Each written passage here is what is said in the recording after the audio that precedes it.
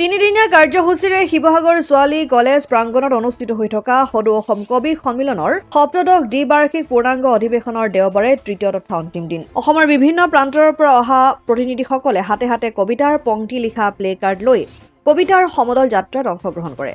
সন্মিলনৰ প্ৰাক্তন সভাপতি কবি বংশী বৰাকে ধৰি সমাজৰ ভিন্ন ক্ষেত্ৰৰ লগতে জড়িত সকলেও অংশগ্ৰহণ কৰে উক্ত কবিতাৰ সমদলত।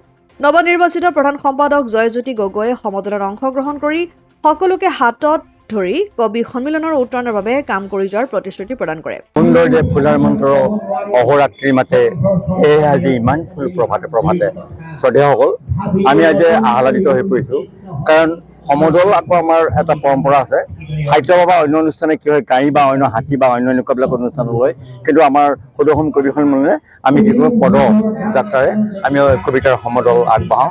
আজি বৰ্ণাঢ্য কবিতাৰ সমাদল হৈছে এই ঐতিহাসিক দলৰ কাষে কাষে এই কবিতাৰ যি আবৃত্তি, কবিতাৰ জয়গান গাই আমি গোটেই সমদল শিৱসাগৰবাসী আগবঢ়াটো এটা ঐতিহাসিক তাৰিখ।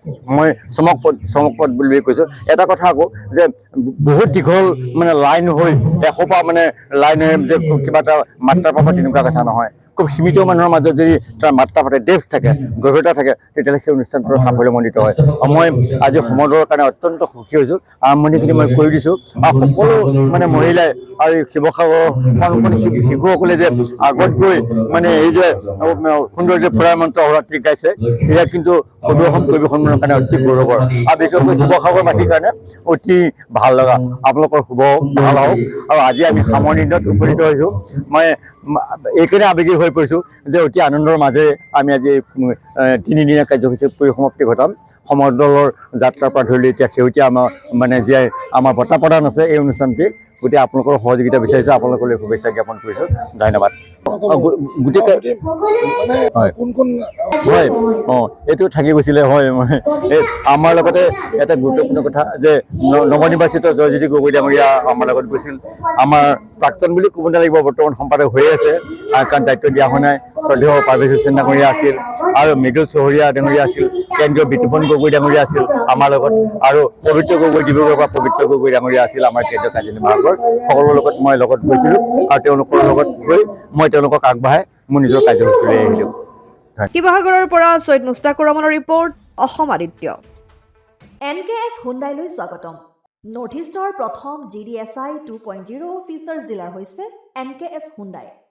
অত্যাধুনিক সা সুবিধাৰে তৈয়াৰী মষ্ট আপডেটেড হুণ্ডাই ডিলাৰ এতিয়া ডিব্ৰুগড়ত। আমাৰ NKS হুণ্ডাই ডিলাৰত open sales consulted room, customer ৰুমৰ লগতে পুৰণি গাড়ীৰ এক্সচেঞ্জ ফেচিলিটিও ৰখা হৈছে। ইয়াত চেলছৰ লগতে ছাৰ্ভিচ ছেক্টৰৰ সুন্দৰ সুবিধা আছে। প্ৰয়োজনীয় সকলো এডভান্স টুলছ, হুইল বেলেন্সিং, এলাইনমেণ্টৰ অত্যাধুনিক machine, post hydraulic lift, fully ট্ৰেইনমেণ্ট পাৱাৰৰ লগতে nitrogen gas filling facility, fully automatic car ৱাছৰ ফেচিলিটিও আছে। লগতে NKS হুণ্ডাই ডিলাৰে কাষ্টমাৰসকলৰ সুবিধাৰ্থে মোবাইল ছাৰ্ভিচ ভেনৰো ব্যৱস্থা ৰাখিছে, য'ত হাইড্ৰলিক লিফ্ট, ৱাছিং facility, wheel balancing, tyre pressure check কৰাৰ লগতে বহুখিনি সুবিধাই উপলব্ধ আছে।